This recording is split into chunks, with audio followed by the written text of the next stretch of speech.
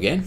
Welcome to Icebound Devlog Episode 2, Revenge of the Engine. For anyone new, my wife and I are making a survival strategy game set in the golden age of polar exploration with a slight dieselpunk / Lovecraftian horror twist, where you command a small crew, lead a rescue / reconnaissance mission into the Arctic, and use all the tools at your disposal to gather resources, build upgrades, manage the crew's mental and physical conditions, and contend with a shadowy threat from the depths. In the last video, I made a bunch of concept art, came up with some gameplay ideas, not all of them good, and made a lot of bold claims without actually showing anything in engine. So is coding kicking my ass?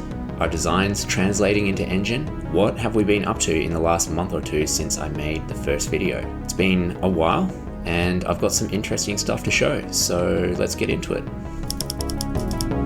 Like the first video, I'm going to start with game design and systems. At the moment, at the top level, the game is split into two parts, which I'm calling the navigation layer and the survival layer. The navigation layer is more like an overall map view, similar to the board game prototype I set up in the previous episode, where movements are taking place on the scale of hundreds or thousands of kilometers, calculating risks and rewards on a week-to-week or month-to-month basis. In this layer, you're mostly moving the ship and making large-scale decisions, taking things into consideration like ice movement, weather forecasts, food and fuel stockpiles either on the ship or relayed out for exploring or left behind for safety. Seasonal hunting opportunities, maybe it's spring and there's a known seal breeding area close by, for example, and potential story objectives that you can only complete in certain areas. So in other words, the map view. I haven't actually started this part of the game yet in engine. The reason being, we more or less know what we're going to do here already thanks to the paper prototype. I've decided to start with a more unknown part of the game, which is the survival layer. This is where you're up close, making decisions more on a moment-to-moment, minute-to-minute basis, like how far to travel in a day, setting rations and finding safe places to camp, choosing safe paths, staying warm and out of harsh weather, whether or not to explore up that glacier or chase that slippery Arctic fox you are hunting into the scary-looking cave. This part of the game is a little harder to prototype on paper, so I'm jumping straight into the engine and building some systems to engage with, like an inventory, cold and hunger systems, etc. And the plan is to put it all together in a mock level with zero art, just cubes and default materials, and add, remove, and change things as needed. So for example, if things are getting too complicated and annoying to keep track of, then I'll simplify a system or just delete it entirely. And it will also eventually give me an idea of what is important to display visually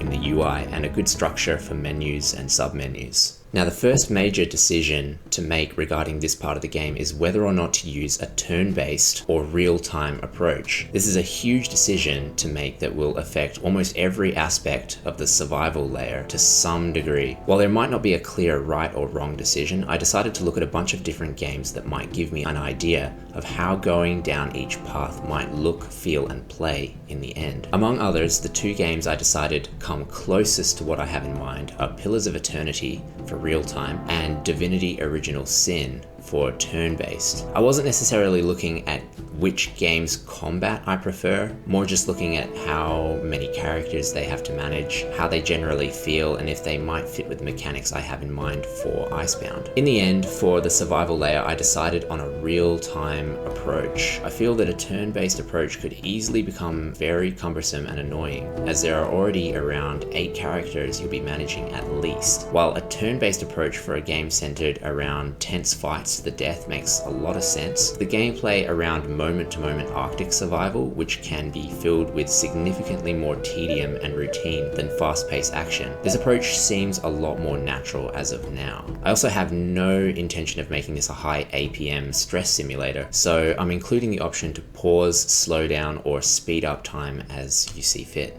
A staple of any survival game is resource management. When it comes to physical needs, I don't need to be terribly creative when it comes to resource consumption. It's the Arctic. You get cold, you get hungry.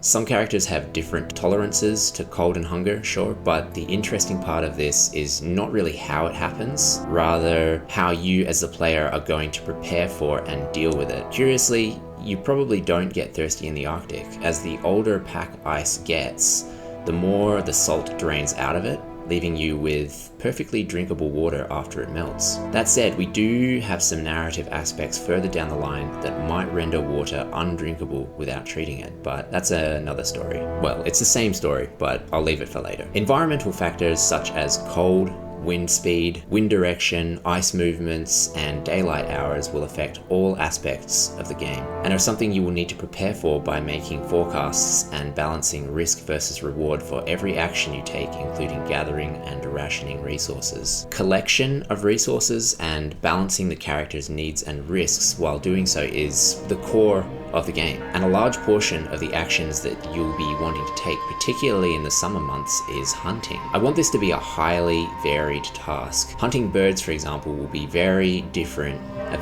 task to hunting seals, and one character who might be a crack shot with a shotgun might not have the patience required for laying on the ice for up to 8 hours waiting for a seal to surface. Hunting is not going to be a flat skill across all characters. Some will certainly be more useful than others when it comes to hunting, but they'll all to some degree be able to participate in this task. Other actions you can take, such as crafting, building, gathering, and conducting scientific research such as weather forecasting, are all a more straightforward affair, but you will have the option of assisting characters, reducing the danger and increasing the likelihood of success. However, you don't want to deathball your whole crew onto one task. For starters, you probably don't need to stack 10 guys in the kitchen to make breakfast, but it also means that you'll be missing out on the rewards of other things you could potentially assign those 9 other guys to, even if those tasks are a bit more risky. This leaves me with the mental side of resource management. This is where it deviates from just about any other game that I can think of. No two characters are going to be the same in this regard. You need to figure out what makes them tick as the player, as the captain. This is something that came up over and over again in our research for the game. While some things are universally bad for mental health, people are wired very, very differently. For example, on the 1913 Karluk expedition, after the ship became icebound and dormant for several months in the polar winter, a taciturn geologist, I think his name was George Malek, was behaving very strangely, eventually going as far as attacking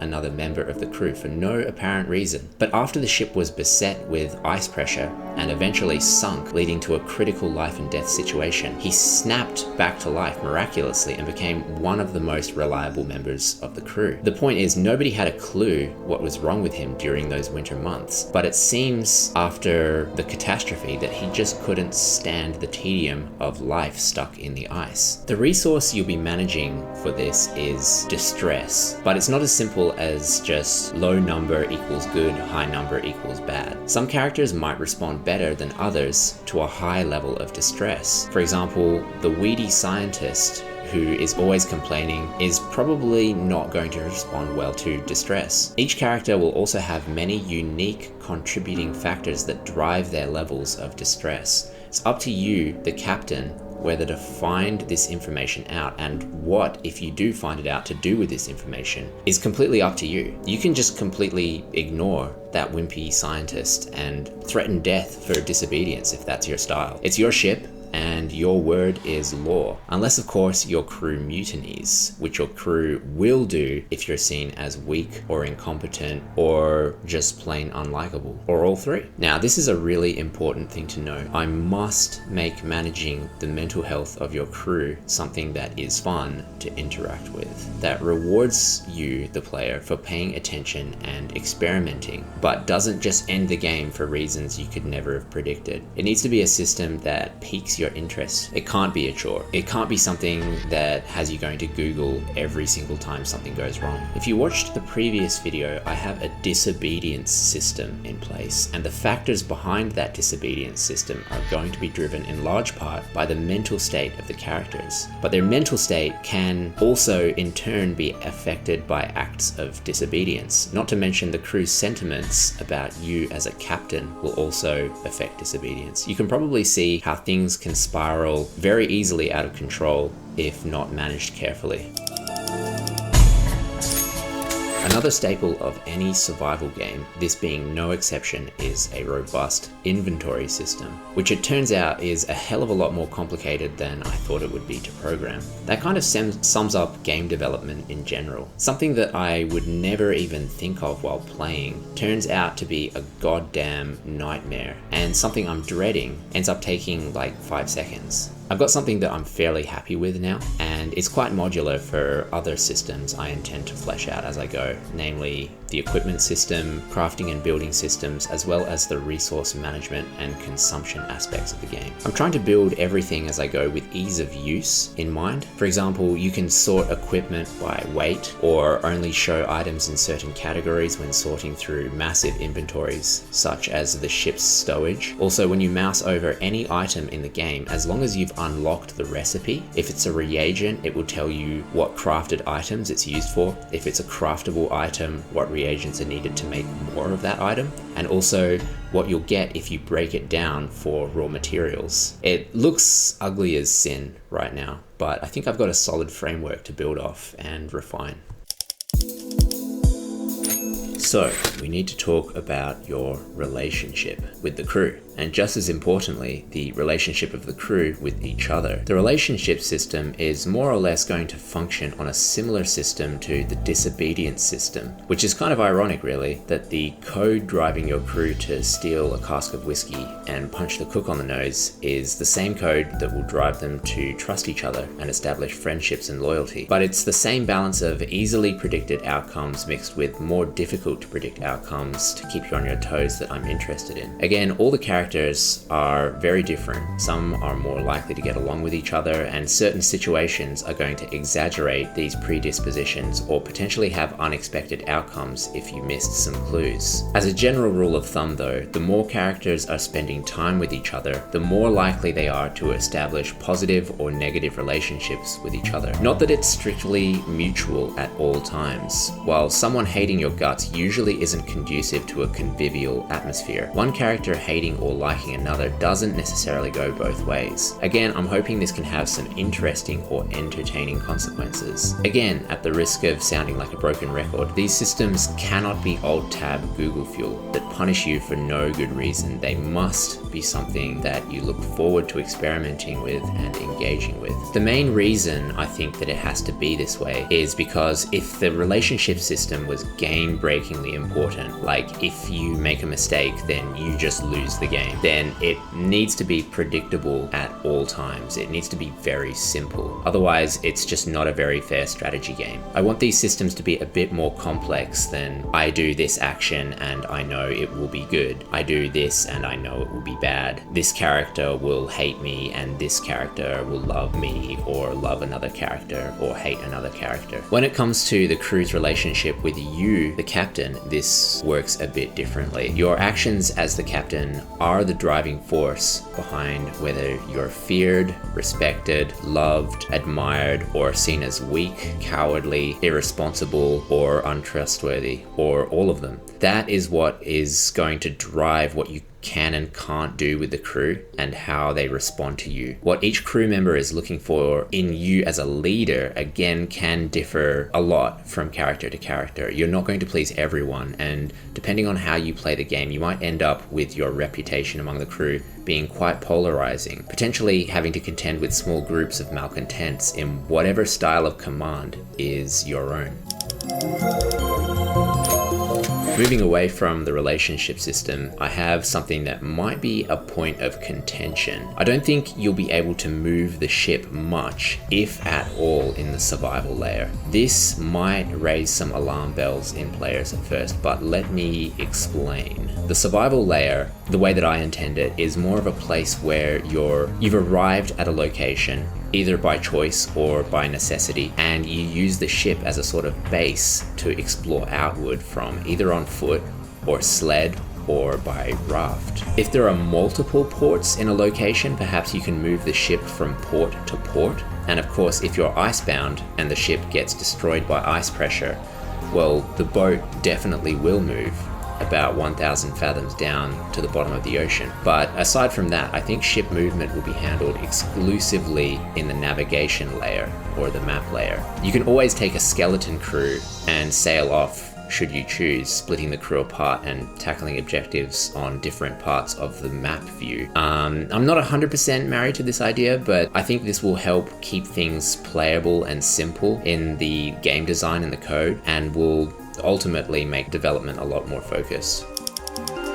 On the tech side of things, I've had to wrap my head around the last thing that anyone ever wants to think about, which is source control. It's super important to back things up and have a revision history in case you permanently destroy your project, which is very possible. I've discovered a few times. Thankfully not the hard way, but I have a natural aversion to source control after having had to use Perforce in my day job, and there almost always being something wrong with it. After some research, I was left with two options: Perforce or Git. I ended up going with Git for no other reason than it's free, and I just have had bad experiences with Perforce, and it's going pretty well. No errors or weird behavior so far, but to be fair to Perforce, I'm only using Git as a backup system, which is not really comparable to multiple people checking out and committing and merging within a single project. I may switch to Perforce in the future, as it's built in a way that's much easier to collaborate with others in Unreal. I also got a very expensive SSD card. As I learned the hard way, you can't keep Unreal projects on a regular hard drive unless you want to wait about 6 hours per autosave. Same thing with Blender. Maybe I'm alone here, but I had no idea until recently that saving into a hard drive takes way longer. The most exciting part of the whole tech side of things is definitely getting my first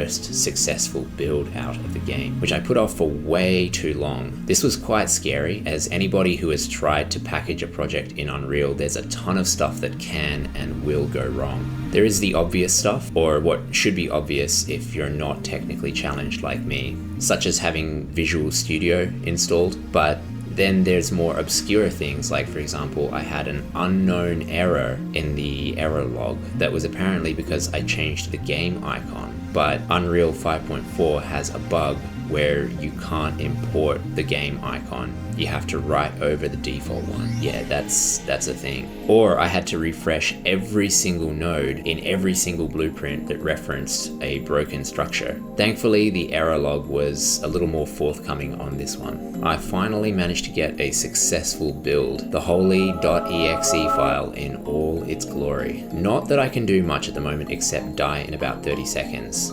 But I remember after finally getting through all the bugs and errors, just having to lie down and take a break in relief, but also thinking, probably not for the last time, that this really shouldn't be this difficult. I think in 50 years from now, game devs will look at the stuff that we do now in the same way that we look at Da Vinci digging up corpses to learn anatomy, when now we can just Google that stuff. In 50 years, people will press buttons and they'll just work. Hello. I'm Anna, second part of Icebound development team. Hopefully my knowledge of English wouldn't offend you, because that's not my first language, so please bear with me. Conflict is essential to any compelling narrative, something that creates interesting dynamics to the world you're going to explore, whether that's conflict between two people, entire countries, or against the elements, man against nature. The ideal execution of this task that we are hoping to achieve would be to gather as much relevant reference as possible from real expeditions in the past, and then use it in service of making something that feels believable. Then on the top of that, sprinkle it with a bit of fantastical technology and horror Lovecraftian element that will exaggerate feelings of awe, loneliness, and fear of unknown. We are very fortunate to have access to the books written by or featuring notes of the crew members of Shackleson's expedition, Stephenson, Scott, and many others. They're so very rich with details of the way they dealt with the different situations they face, even people's mental states and how different types of leadership affected them. Other themes that we'd like to be quite attentive to is Inuits and their culture, their beliefs, and how a player would potentially communicate with them. Would you be friendly and try and learn their ways to survive in such harsh environment, or would you rather take a different approach and lead the crew to believe them to be uneducated savages in order to exploit them? There is so much for us to potentially play with. For example, how Inuits and members of the crew perceive the world. One path might lead you towards the science and industry, and the other one might utilize the Inuits' culture, their spirituality, harmonization with their environment, practical approach to survival, and what mythology and their ancestors told them about the world in order to progress through the game.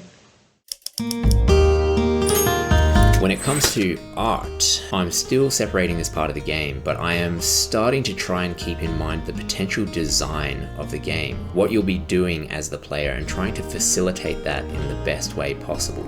I'm also quite keen to get as much variety in environments as possible. I'm quite glad I picked the North Pole as opposed to the South, as there really is not much going on in the South Pole below a certain latitude aside from sea and ice, whereas in the North I have the coasts of Alaska and Siberia to potentially play with, not to mention the fact that I will be deviating from reality slightly in this regard. The North Pole is still the North Pole, Earth is still Earth, but what you find there, particularly in the later parts of the game, may be something quite different than what we now know is there. I decided to start with environment art as character design is still being figured out. The first thing to do for me is start figuring out a pipeline for creating assets in a way that's fast, decent quality, and most importantly, performant. The ship seemed like a good place to start. It's probably the single most important location in the game. Starting with the deck view, I took a very standard approach to making 3D assets at first. I sculpted, retopologized, UV'd, textured, and was ultimately extremely unhappy with how it turned out in the engine. The textures were far too low res without blowing them up to 8K and using UDIMs, and that's not an option. It also took far too long. I realized I would have to take a different approach to making environment assets. So I decided to redo almost the entire thing, but instead doing it in a method called trim sheets. This is quite a different approach to the standard sculpt, retopologize, UV, bake high poly to low poly workflow. It requires a bit more planning and more time considering UV placement, but once you get your head around it, it's actually incredibly simple and a lot faster. You just have a few tiling textures or one texture with areas dedicated to a few different materials, and they can be pretty low res, and you just lay down strips or parts of each mesh as UVs to use that part of the texture. You can completely skip the high poly stage, no ZBrush required. It does require slightly more polygons to hold up the shape of the mesh, but from what I understand, what bottlenecks performance in Unreal is very rarely poly count. It's usually textures, so that's a trade I'll happily make any day. It's also a lot faster to make, and it's just the two of us making this game, and the game will have quite a lot of environment art assets. It's extremely important to have a workflow that doesn't take a week per asset. This way the quality really doesn't drop much. In some ways I think it's actually an improvement, and it takes the build time from days, hours and days, to hours and minutes instead.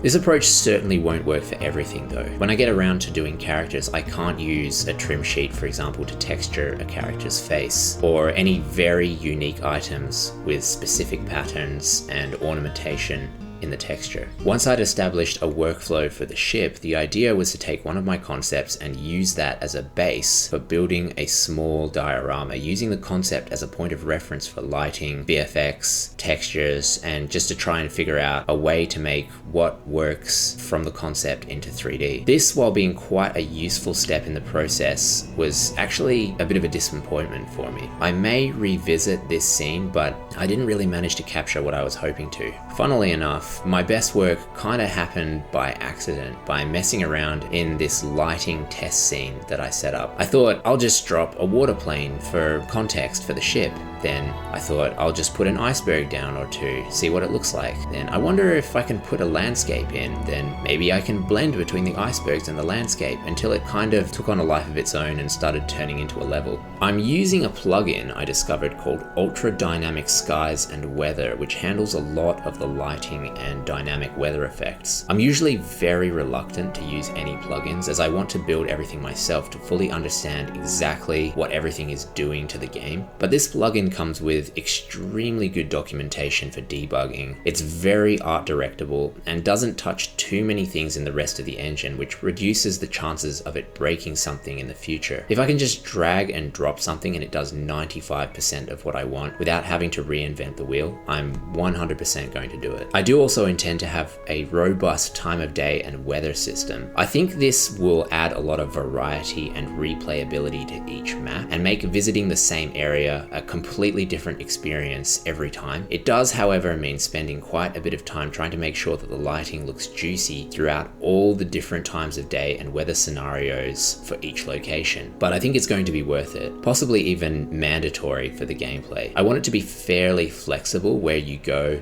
and in what order, and it wouldn't make much sense for some reason it's always 3 p.m. in the afternoon at Wrangel Island, or the weather is always a snowstorm in the middle of summer regardless of where you visit.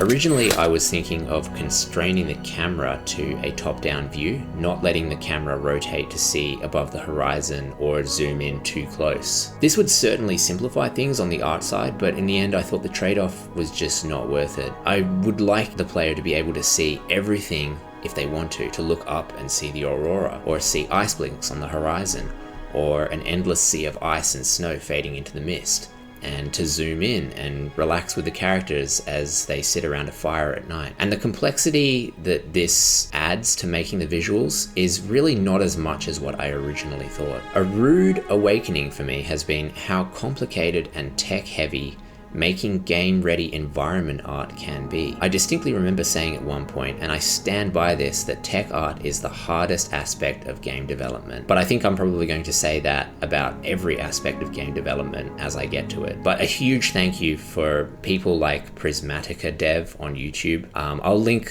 some resources that I found particularly handy, especially to do with environment art, in the description. But they've helped a lot in demystifying a lot of these aspects of Unreal. There's been a few decent wins as well on the tech side. One of the big ones is wrapping my head around runtime virtual textures, or RVTs for short. RVTs are simultaneously God's greatest gift and Pandora's box that have the power to do incredible things and also destroy your entire project if you mess around with something that you shouldn't have. This is the tech that is enabling things like snow prints on the ground and seamless blending between meshes. When it comes to performance, I'm finding that generally the best approach is to do as much of the heavy lifting within Unreal as possible. There's a lot of stuff under the hood that goes on in the engine to reduce draw calls, and for performance, draw calls are the devil. For example, I have a lot of rope in this project. It's everywhere. It's going to be everywhere. And there's a thing in Unreal that sort of instances meshes in the scene that it knows are the same mesh and the same material. If I generate this rope in Blender, then Unreal treats every segment of this rope as its own mesh with its own draw call. Bad. If I make a tool that spawns an instance of this mesh on a spline, then even if the mesh is deformed, it's still counted as a single draw call. I'm also planning on putting a lot of these procedural building tools in the hands of the player,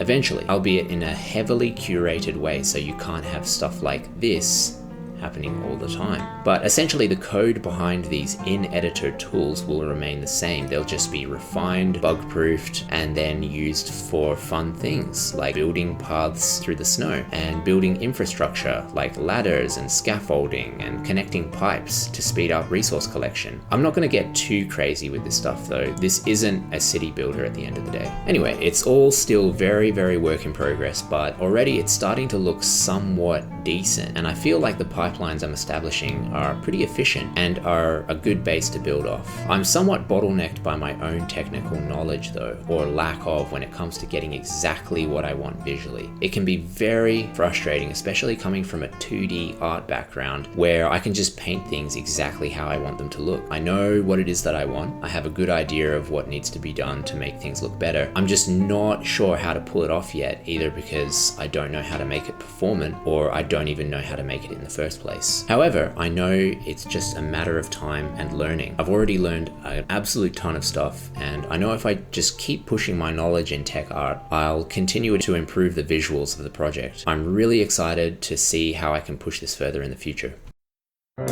Outside of development, we both still have full-time commitments with work, and luckily for me, most of what I do on a day-to-day basis is very relevant to what it is that I'm doing on this project. We are assessing our future options when it comes to funding, whether that's a publisher or crowdfunding or a private investor, and whether that money is just for us to live on while we crank out the game solo, or duo rather, or hiring additional help when it comes to audio, marketing, aspects of tech and programming, you know, things that we're not specialists in. Also, it's important to consider when it comes to funding, our rights with the IP, our involvement with the hiring process if we do hire. Hiring the right people is the most important decision I think I'll ever make on this project if we do hire extra people, hands down. Also, monetization in the game, I think it's important to set these things clear as soon as possible so there are no nasty surprises for either party later down the road. This is all way in the future, not something I need answers to right this instant. I haven't contacted anyone and nobody has reached out wanting to invest or publish my game yet. And who knows, maybe nobody ever will. And I can't say I blame them. Games are a risky endeavor when it comes to making a return on investment. At the end of the day though, I'm making this thing regardless and I'm going to make it as good as I humanly can. It's just a matter of how quickly.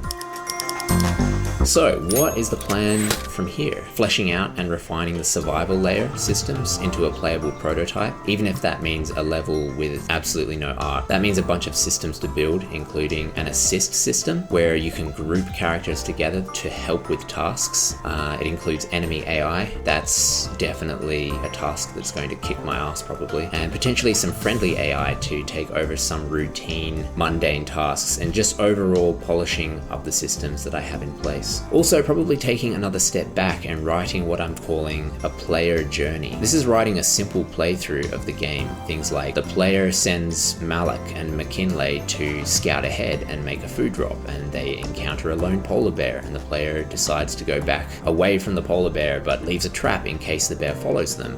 Or all the player characters die and the expedition is a failure, and then go on to explain how the game will handle that situation. Kind of similar to the prototyping that I did with the board game, but instead of making anything playable, it's approaching the problem from the complete opposite direction. Instead of making something and then asking, is this fun? It's figuring out in a vacuum with no actual game logic what ought to be there, and then building and implementing gameplay to facilitate that experience. And also continuing to push the visuals further, polishing up what I have at the moment, new environment concepts, more assets, tons more assets, improving the ship because the ship is a bit broken at the moment. After looking at better references, yeah, I can definitely make the ship a bit better. And characters, I haven't even started characters. That's a huge one and it's going to be very, very exciting. That's going to be a huge part of the game, and yeah, I can't wait to both show that and start putting it into the game. Also more on the narrative and the setting of the game. But aside from some very broad brushstrokes, that's going to be an aspect of development I think we'll be keeping closer to our chests. Even though I'm busting to talk about this, I don't want to spoil things for potential players. So thank you for watching. If you've made it all the way here, then I applaud your patience. I'm not sure as of writing this how long the edited video will be, but I'm guessing it's going to be another long one. We were both absolutely flabbergasted at the response from the previous video. We kind of just threw it out there with no expectations, and it was honestly really cool to see how many people want to see this project succeed and play it when it releases. You know, we're just 2 people, but we're gonna put our souls into this game, even if it takes us 10 years to make. And even if it's only going to be played by 1 person, as long as that 1 person absolutely loves this game and gets an amazing experience out of it, then we'll both be content with that. But it is definitely nice to know that there's an audience waiting for what we're making, and it certainly doesn't hurt our motivation that if we pull this off, it could potentially reach a lot of people. It's also the only reason I ended up getting a haircut, so thanks for that. It's going to be a very long road to release, and it's almost certainly going to have its ups and downs, but the last month or 2 since the last video has made me pretty confident that it's possible. So yeah, that's it. Stay tuned for episode 3, and I hope you have a great rest of your day.